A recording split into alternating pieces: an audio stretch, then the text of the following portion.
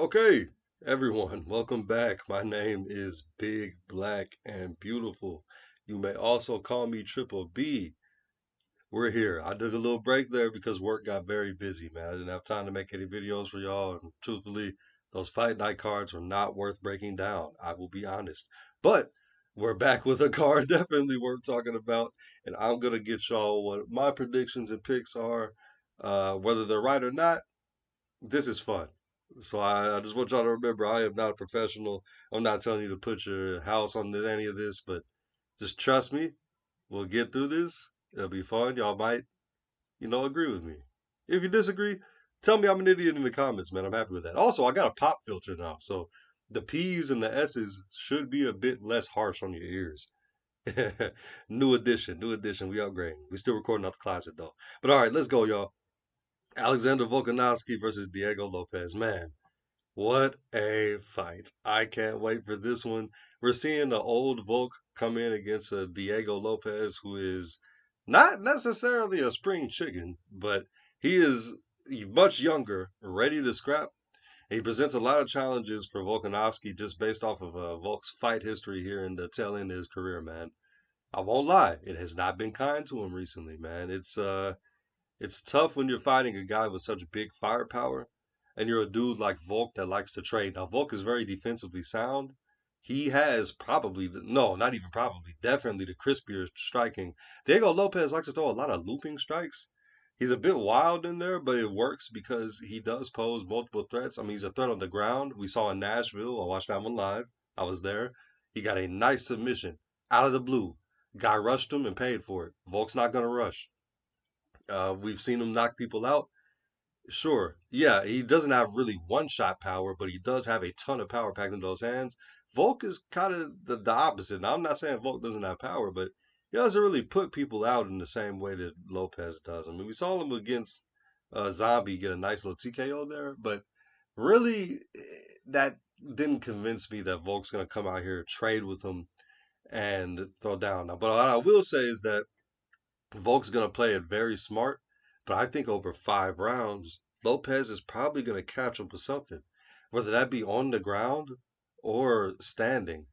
I just think it'll be hard to pepper the shots. Lopez is going to come in ready to brawl, and Volk, while he is very technical, I don't know if he's necessarily fought. I mean, we've seen what happens when he fights guys that are a bit stronger, got a lot of punching power. Not the Maxes of the worlds, but we're talking about the Toporias. And I'm not saying Lopez has that same level of power, but he is a big dude, and he has shown it to us. Volk, I don't know, man. I don't think he's going to be able to wrestle him down and be able to stop him with that skill. I hope he can. I would love to see Volk win here. But Diego Lopez is on the come up, man. And those age stats are real. I'm not going to sit up here and pretend that isn't a thing, especially at these lower weight classes. So give me Lopez in the main event, man. I think he just has multiple ways to finish it. If it goes long, if it goes to decision, Volk's probably going to win. But Lopez is probably going to finish him. Not in the first round, somewhere between 3 and 4, probably. That's what I'm thinking.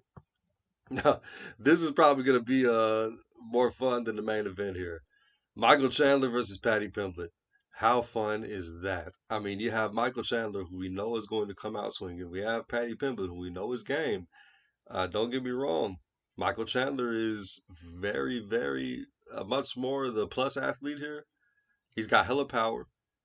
He doesn't really not. I believe this fight is 5 rounds. He does not have more stamina, most likely, than Paddy. We haven't seen Paddy in the 5 round, full on, just lock in technicality or be technical and get out of their victory.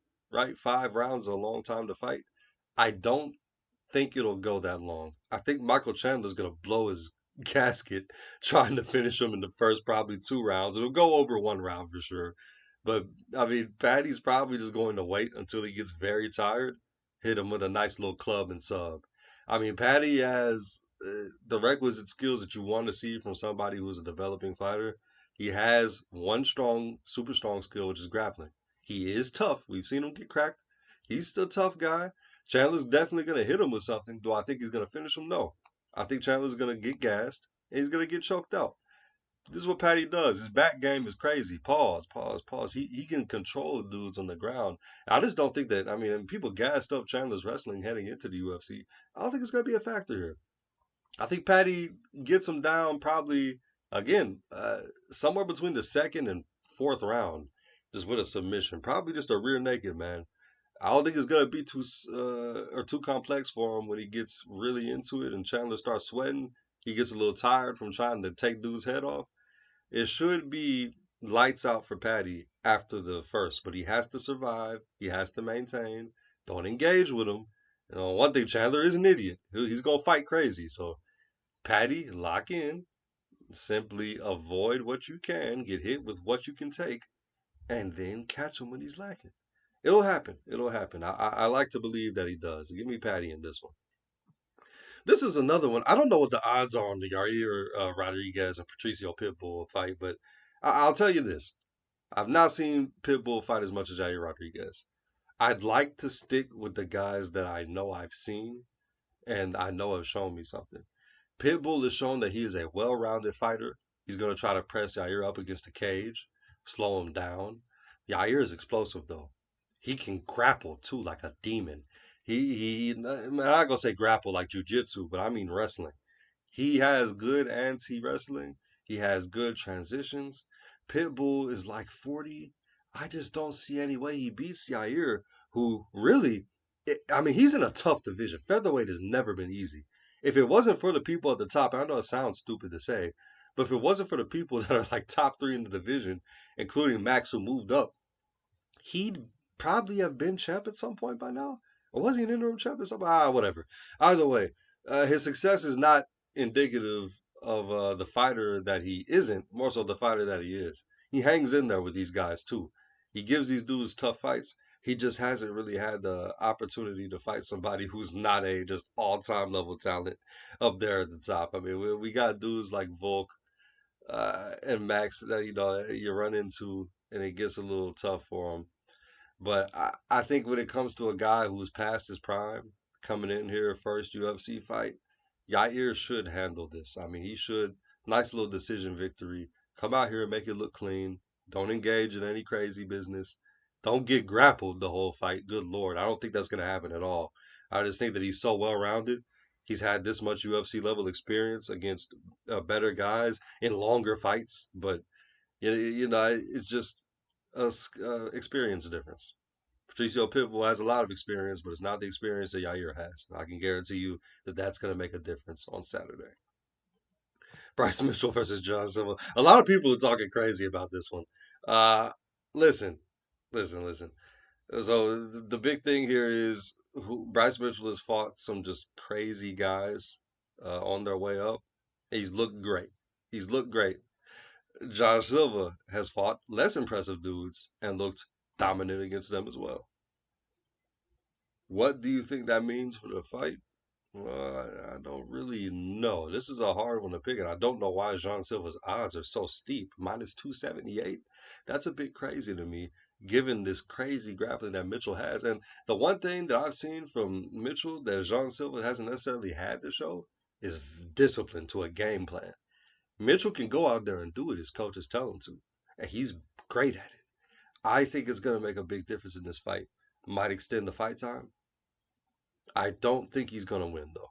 I think Jean Silva is going to eventually catch him with something that might stop it. Or I tell you what, this might end up being a damage versus grappling decision, where we see Jean Silva land some great strikes. Mitchell gets him to the ground, doesn't catch him slipping. We really don't know what Jean Silva is going to look like on the ground. We don't. So Mitchell could come out here and expose this man. I don't think it'll happen though. I think Silva will land the better shots all fight, and we'll probably get a nice little decision here. And I think he walks off with it. Mitchell's good. I mean, he's proven that he deserves to be ranked number 13. But who knows? Jean Silva might be ready to take that 10 to 15 level rank spot, and that's what I think is going to happen. Nice little decision victory. This is an interesting one. These are two dudes in interesting spots in their career. I mean, I like Krylov. I'll just go out and say I like Krylov more in this fight. Reyes is over the hill. Really is the ghost of Dominic Reyes. He shouldn't be in the UFC probably right now, but he got himself a nice one against Anthony Smith, which was a weird fight. I don't really have any great things to say about Reyes. I mean, Recently, he's shown that he's not the guy that it was against John Silva. He's never got. Well, I'm sorry, John Silva, John Jones. Never gotten back to that point. Is he really that high skill of a fighter? I think he has better striking than Krylov. And Slick, he has great anti wrestling and groundwork, but I don't know. I don't know. I just feel like I've seen Krylov perform better recently. I guess it's hard to compare these two. They're not really comparable fighters in the same way as like a Jean Silva and Bryce Mitchell. Kind of odd because both of these dudes can kind of do everything. It's not like Krylov is a great striker or anything, but he's got ground game. He's smart. I think that intelligence, sticking to a game plan, is going to come up big against Reyes, who, truth be told, I've never been too impressed with. So go ahead and give me Krylov in this one. And keep that one nice and short. I don't have much to say about that. Dan Ige versus Sean Woodson. Dan Ige, little featherweight, man. He's not a big guy. Sean Woodson, gigantic featherweight, can grapple like a demon. He's got some decent striking. Dan Ige's striking is definitely better. Uh, I'd love to take Ige because Woodson really, he's another dude I don't think is on championship trajectory. Ige has definitely had better experience in the octagon for sure. But Woodson's going, I mean, he's a big dude. Ige is not a big guy. I think that's going to be a big problem for him coming into this fight. Ige might get submitted, but realistically, Sean, I think Woodson goes to decision like 80% of the time, something like that. I mean, we could check here real quick if you just really want to. Let's go see here. Wins by yeah, it's mostly decision. His fight time is very long, but so is Ige, so it'll probably go over. I don't think anybody's going to get stopped here, but give me Woodson. Give me Woodson. He's younger. Ige really hasn't been on much. I think he's on like a four fight skid or something. Maybe shorter, maybe longer. I might be overrating that or overstating it, but man, I don't trust Ige here to fight this big dude. Woodson, if he's smart, is going to come out here and press the grappling, and it should make the fight very difficult for Ige. And it'll probably be a bummer. I won't lie on the card, but we'll see. Ige 50K. I don't think you're getting any 50K bonuses tonight for this one, but would love to see him win. We're gonna move on for now. Thought this was happening. No, this is actually very interesting. Yan Xiaonan versus Virna Jandiroba. Both of these guys, of these women, looked great in their last fight. They really did. Zhao Nan looked good against Weili, despite losing, And Jandiroba looked great. I think she made it into a fight night or something like it. She's a good fighter. I think Zhao Nan is a bit more complete. So we're going to take the underdog here. Underdog by decision. She's a complete fighter, and she probably is going to have to rematch Weili at some point. Uh, I don't want to call her a gatekeeper. She's not taking that belt off her. So, you know what I'm saying? This is how it goes. A nice little top five fight, which really probably should be the main event of the prelims. You know what? I think they're going to scrap. I think they're going to throw down a bit. I think we're going to see somebody get busted up, and we're going to see a lot of striking in this one. It will probably go to decision, but these are two skilled women. This is cream of the crop here. I'm taking Yan Xiaonan though. She showed me a bit more. She showed me a bit more. I don't know what the ages are like on this one, but I think she's got it. I think she's got it. Jim Miller? Jim Miller, I love Jim Miller. He's a legend. Legend. Real hooper.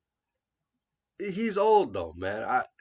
Yeah, he's a dog. That's why I don't like betting against him because he's a dog, and I think he's skewed his little underdog stats. They have the stats about this dude is an underdog. He's X and X. But listen, Chase Hooper actually impressed me in his last fight. He actually, I can say this for a fact. Chase Hooper has improved a lot. He really has. We've seen him come into his own. He's gotten older. He's gotten buffer slightly. Uh, Now the minus 800 odds, I hate. I wouldn't put any money on this one, y'all. But give me a nice little Chase Hooper decision. Maybe even nah, he's not gonna submit him. Jim Miller has good grappling. Really got everything you wanted in a fighter, but Chase Hooper's younger on the upswing. This should be not light work, but a very easily winnable fight. Darren Elkins versus Juliana Rosa. I love Rosa, man. Rosa's a scrapper. So is Elkins, though, the damage, although he be grappling a whole lot. But listen, he's like 40. Arosa isn't a young spry spring chicken, but I think he has all the tools in the bag to beat Elkins.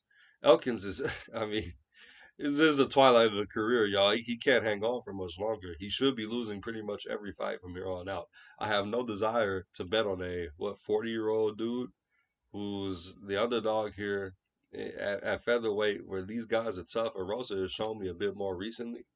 He's had some good performances, relatively speaking, recently. Not against any great competition, but I don't think that highly of Elkins. I don't think Elkins has ever really been that guy. And that's fine. Not everybody can be. But Arosa should have this. He's shown some flashes. Not championship flashes, but he's shown some flashes. So let's move on. Let's move on. This one I'm going to keep simple, y'all. Uh, Cedriquez Dumas. Didn't he beat women? Pretty sure he beats women. So we're not going to bet on him at all. I don't fuck with women beaters, but pretty sure, yeah, I swear he did. Anyways, all this Asic is actually good. Like, he's good at fighting. Every time you see him fight, he's pretty. He doesn't get dogged out. He can grapple, strike, simple. Dudes from Poland got that Jan Blachowicz flow going on up top. Yeah, man, we're picking him. He's good. He's a good fighter. Cedric Dumas honestly is not that great, y'all. I won't lie. On top of him being a woman beater, he's really not that great. He hasn't shown me anything in the UFC that makes me really want to pick him at all. So we're gonna take a dude that I've seen perform well. Oleg Zasik for the win. Sumadashi, we're gonna go faster here, y'all. Rapasso, I don't know what the odds are on this one. I know Sumadashi has not. I don't think I've seen him win. So we're gonna pick Rapasso, man. I don't think I've seen Rapasso fight. Maybe I have. Maybe I haven't. Subadashi is just he's underperformed at every point in the UFC.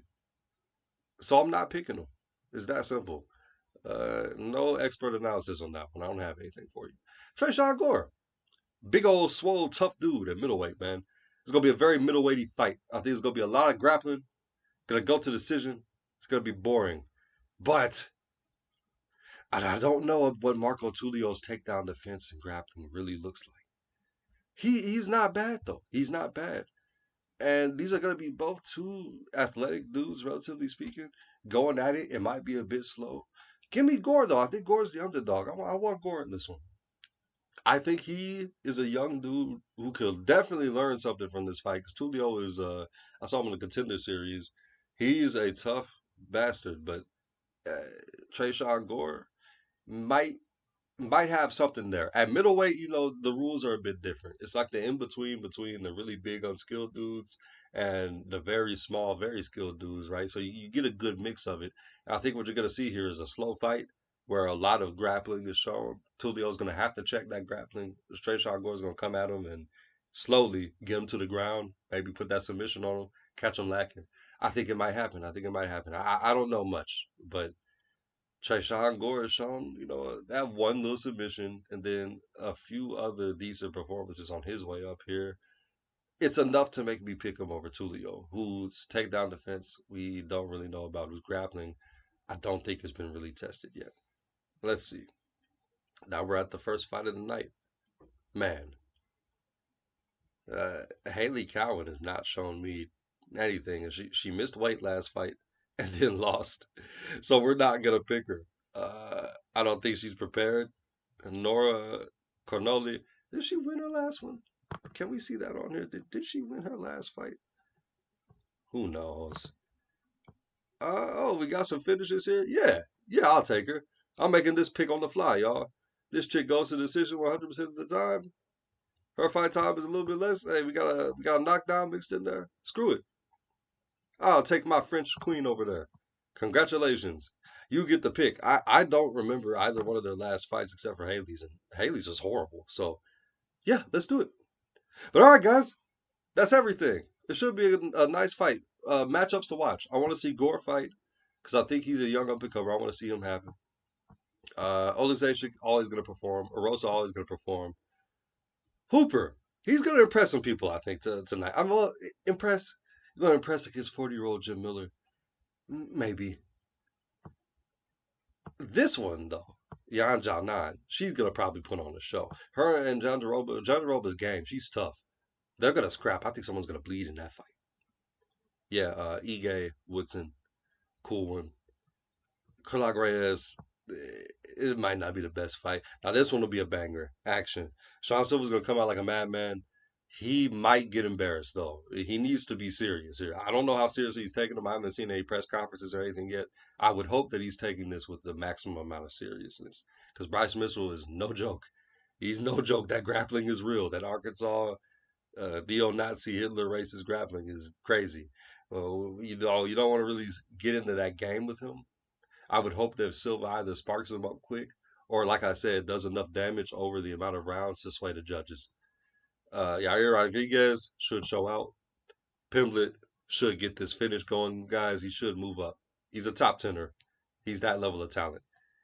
I'd like for Diego Lopez to win, but who knows? That's a tough fight. But okay, guys, this is Big Black and Beautiful signing off. Triple B is out. I hope we enjoy this card, man. This card should be good. I'm traveling for it to go back and see the homies so that we can all link up and watch it. It's that level of card. Who doesn't want to see Volk and Lopez go at it? That's a main event worth seeing. All right, y'all.